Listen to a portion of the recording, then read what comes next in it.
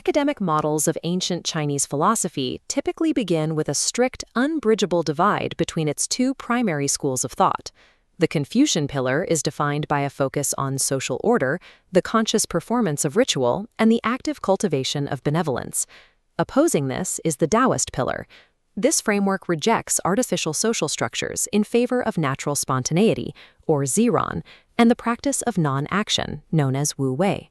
Modern academic taxonomy relies on its opposition, framing foundational Taoist texts like the Zhuangzi and the Laozi as direct philosophical attacks on the Analects of Confucius. However, the work of Wang, a 3rd-century intellectual who died in 249 CE, presents a paradox that breaks this model.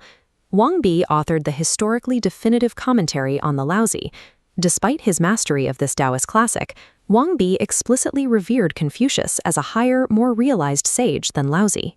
Scholars often attempt to resolve this by dismissing Wang as a mere synthesizer who awkwardly forced Confucian ethics into a Taoist framework for political or social convenience. This dismissal overlooks a far more sophisticated philosophical architecture. Wang deploys Taoist metaphysics as the structural foundation necessary to rescue Confucian ethics. To understand the origin of the academic divide, we have to examine the primary source material. The Tao Te Ching contains passages that read as explicit anti-Confucian polemics. James Ledge's translation of Chapter 18 provides a clear example. When the great Tao ceased to be observed, benevolence and righteousness came into vogue. Chapter 18 frames these virtues as symptoms of decay, qualities that only emerge once the great Tao has already failed. This sequence from Chapter 38 maps a philosophical regression. As the Tao is lost, its attributes appear. When attributes fail, benevolence appears, followed by righteousness, and finally, propriety. The text identifies propriety as the attenuated form of leal-heartedness and the direct commencement of disorder.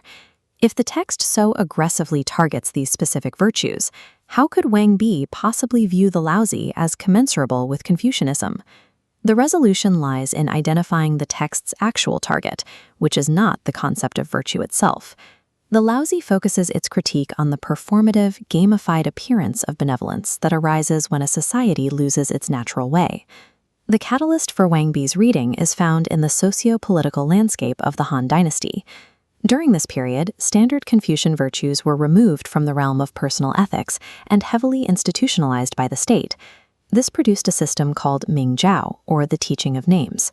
Mingjiao codified ethical behavior into rigid, standardized, and measurable social metrics. Virtue was compressed into a set of specific names.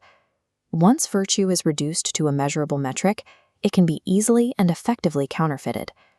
This codification allowed individuals to mimic moral character to achieve social rewards, regardless of their actual intent.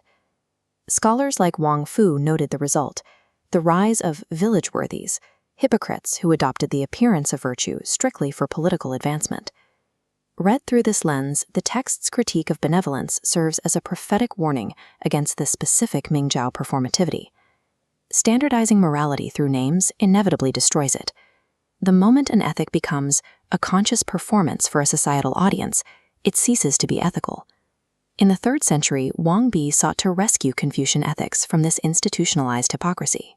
He argued that for Confucian ethics to be valid, they must be stripped of conscious effort and standardized codification. To solve this, he utilized the Taoist principle of Ziran, or spontaneity. Ziran functions as an ethical orientation that resists the codifying potentiality of names and state doctrines.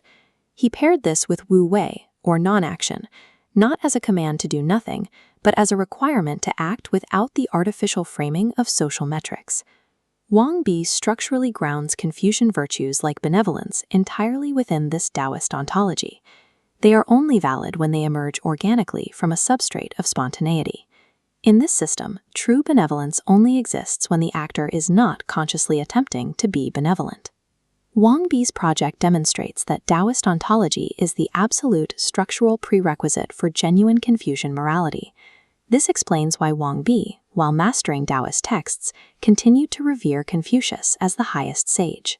Wang wrote, "The sage embodies non-being, but non-being cannot be explicated, and therefore he said nothing. Laozi was one fettered in this realm of being, and thus always talked about that in which he was insufficient. Wang points to a specific complication. By writing the Tao Te Ching, Laozi was forced to constantly explain the Tao using words and names. The act of speaking about the Tao traps the speaker in the realm of being and the teaching of names, the very trap Laozi warns against. In contrast, Confucius embodied non-being by simply living an ethical life without needing to explicitly explicate the metaphysical void beneath it. This perspective forces a reevaluation of how modern scholarship approaches textual interpretation and school categorization.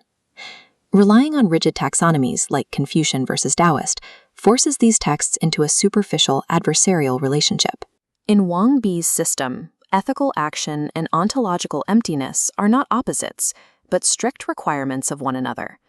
True intellectual rigor requires moving beyond neat categorizations to understand that the ultimate expression of Taoist non-action is the ability to live a perfectly ethical life without ever needing to name it.